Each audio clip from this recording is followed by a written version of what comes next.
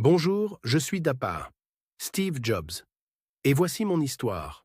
Ce parcours est celui d'un rêveur qui n'a jamais abandonné, même face à l'échec, et qui a transformé sa vision en une révolution technologique.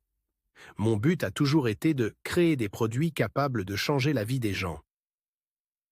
Et l'iPhone, que beaucoup connaissent aujourd'hui, est le fruit de passion, de persévérance et de nombreuses leçons.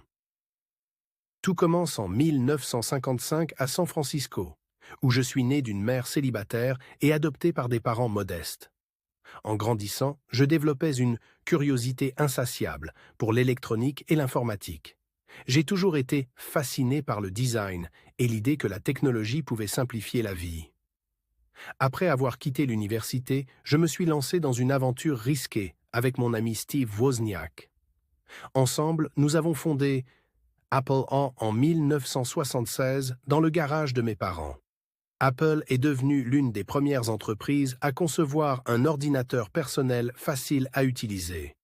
Mais le succès n'a pas été instantané.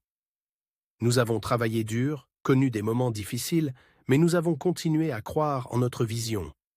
Avec le lancement du Macintosh en 1984, nous avions l'impression d'avoir changé le monde.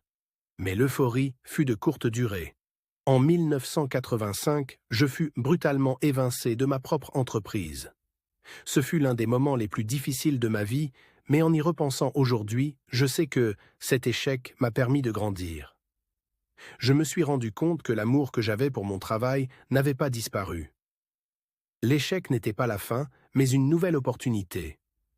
Je suis parti fonder Nextapa et racheter Pixar, le studio qui allait transformer le cinéma d'animation avec des chefs-d'œuvre comme Toy Story. Ces expériences m'ont enseigné des leçons cruciales en leadership et en créativité. En 1997, je suis retourné chez Apple Co., qui était alors en difficulté. J'ai eu la chance de revenir avec une nouvelle perspective, prêt à innover une fois de plus. L'un des plus grands accomplissements de ma vie a été le lancement de All iPhone en 2007. Personne ne croyait qu'un téléphone pouvait réunir à la fois un téléphone, un lecteur de musique et un appareil Internet dans un seul appareil simple et élégant. Mais nous avons persisté. Nous n'avons jamais abandonné l'idée que la technologie pouvait être belle, simple et puissante. Créer l'iPhone n'a pas été facile. Les obstacles techniques, les doutes et le scepticisme étaient nombreux. Mais j'étais convaincu que nous pouvions réinventer la manière dont les gens interagissent avec le monde. Et nous avons réussi. Aujourd'hui, l'iPhone a changé la communication, l'industrie et notre façon de vivre au quotidien. Si j'ai une leçon à transmettre, c'est celle-ci. Suivez votre cœur et faites confiance à votre instinct. Même lorsque tout semble s'écrouler, rappelez-vous que chaque échec est une occasion de rebondir. J'ai appris que le plus important est d'aimer ce que l'on fait, car c'est ce qui permet de continuer, peu importe les défis.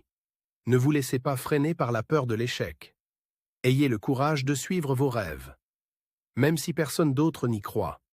Rêvez grand, innovez sans relâche, et créez quelque chose qui aura un impact positif sur le monde.